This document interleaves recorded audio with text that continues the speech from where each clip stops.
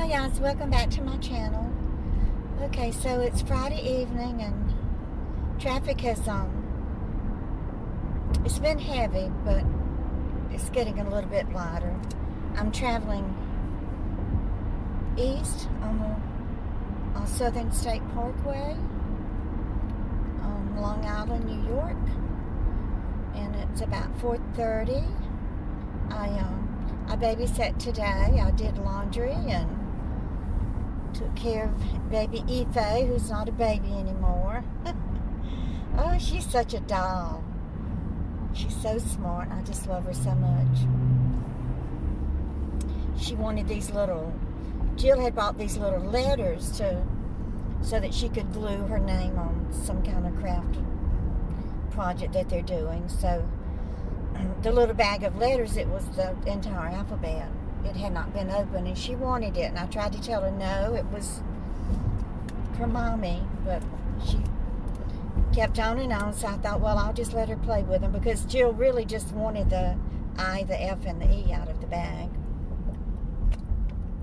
So I opened it up, and there are a couple of wooden trays on the coffee table in the living room that Jill, they use them for to eat on and things like that. So Ife emptied all the letters into that tray, and she was playing with them. And then about an hour later, she wanted to look in the candy box. Well, that is a black basket that stays on top of the refrigerator. And Jill had a few the little chocolate covered, the Easter eggs that were in her basket, the ones that are wrapped in the different colored tin foil. And then Zeus had sent them some packages of Pop Rocks. So they were up there in the basket. So she wanted the Pop Rocks.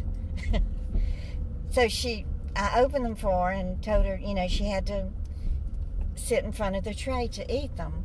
Well, she took the bag of Pop Rocks and emptied them all, mixed them all in with the letters of the alphabet.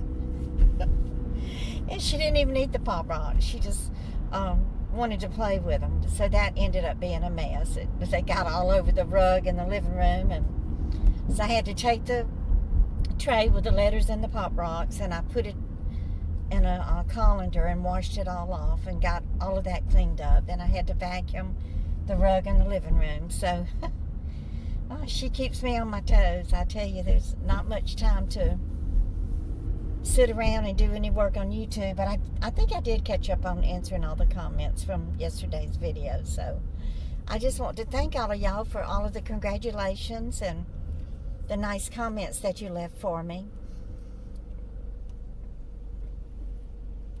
on congratulating me on the growth of my channel. So thank you for that. I really appreciate it. But I was just ruminating in my brain about some things.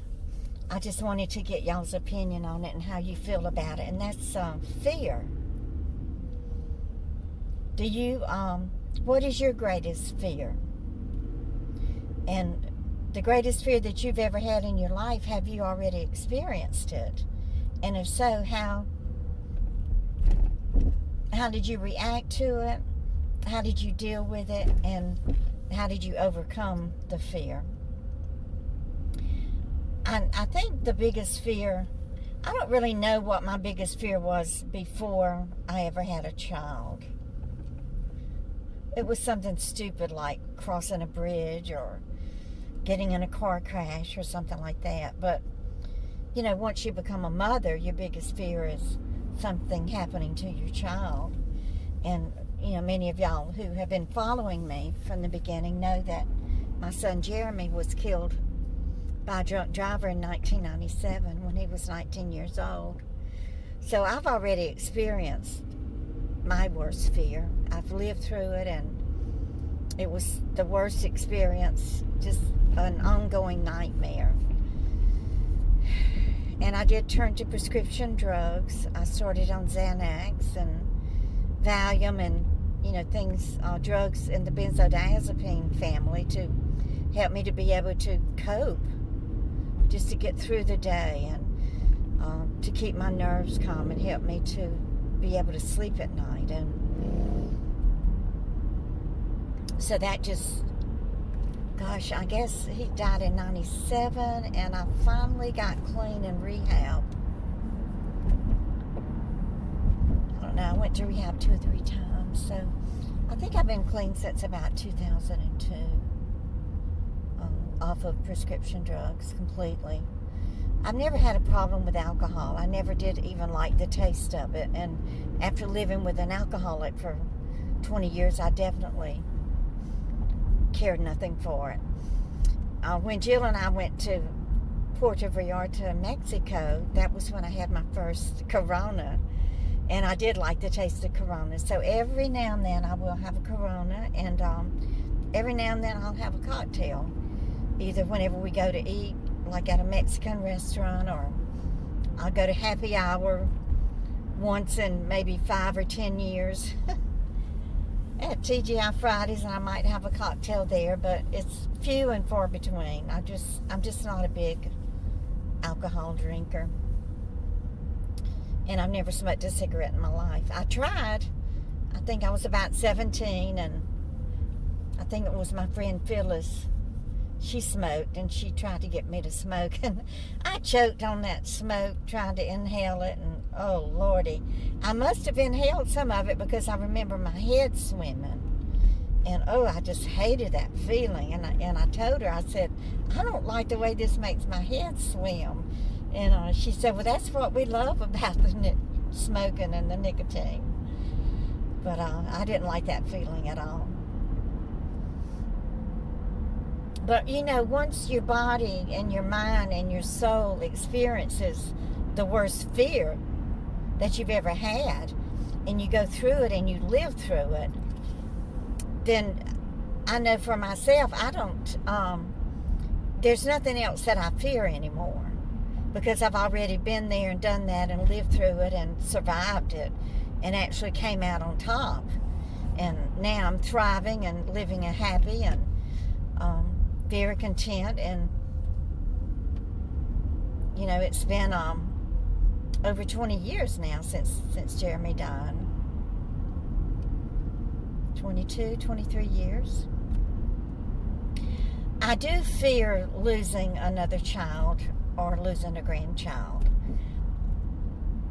but I think that I know deep inside that if it does happen again, that I will survive it.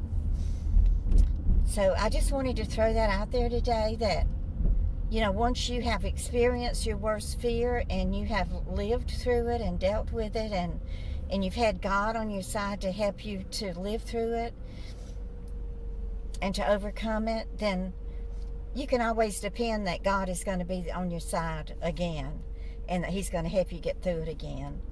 So if you are living through your worst fear right now, or sometimes you're just overcome with panic and fear and that uneasiness in your stomach, and I just hate that feeling, you know, those butterflies creeping up in your stomach, and then you get to where you can't breathe and you start hyperventilating, and then it turns into panic.